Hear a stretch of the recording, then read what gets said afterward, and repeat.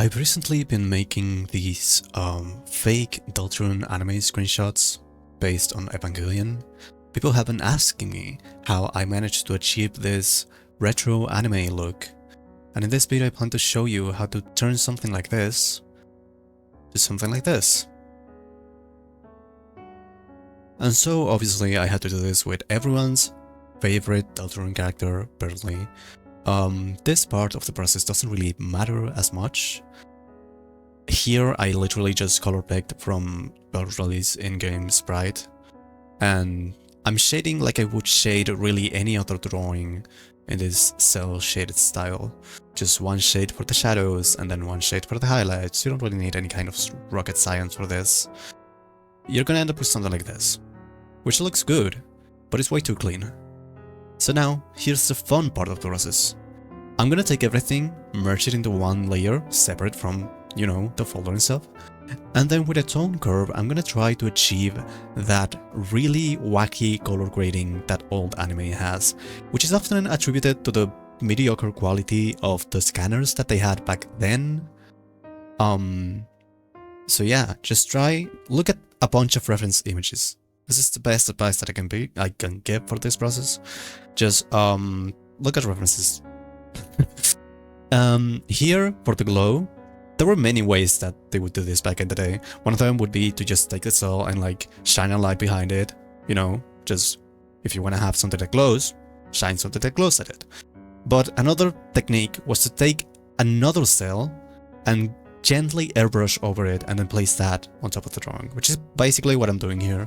I made another layer, set the blending mode to screen, and then with an airbrush and a darker blue color, I started going over it and just like brightening, saturating it, and just going around till it looks good. Then I made another layer, once again merging everything. I blurred it using Gaussian blur. I don't really know how you pronounce that.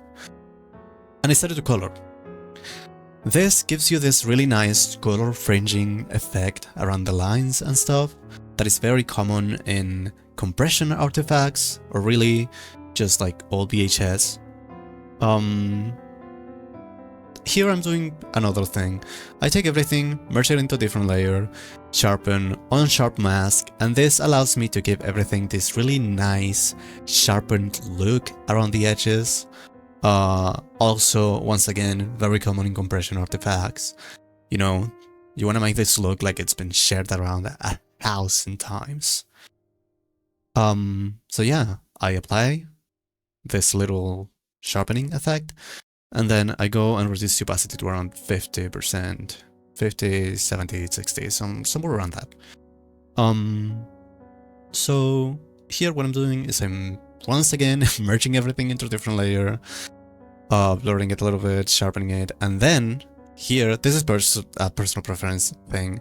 I like to add a little bit of color noise. The way I do it is I make a layer that's just color noise, and then I use motion blur on it, and then I just set it to overlay, you know. Gives it a little color variation that I really like. If you look at old anime cells, you're gonna see that they have this little like halo around the black lines. I do this by just same thing as before, copying the line art layer, setting it up top, blurring it, and then lowering the opacity until it looks good. But yeah, that's how I achieve something like this, and I think it looks pretty nice for what it is.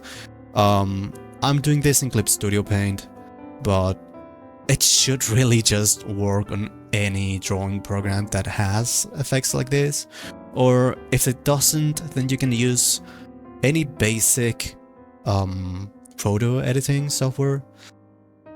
But yeah, I'm not used to making videos like this. This was done very, very quickly.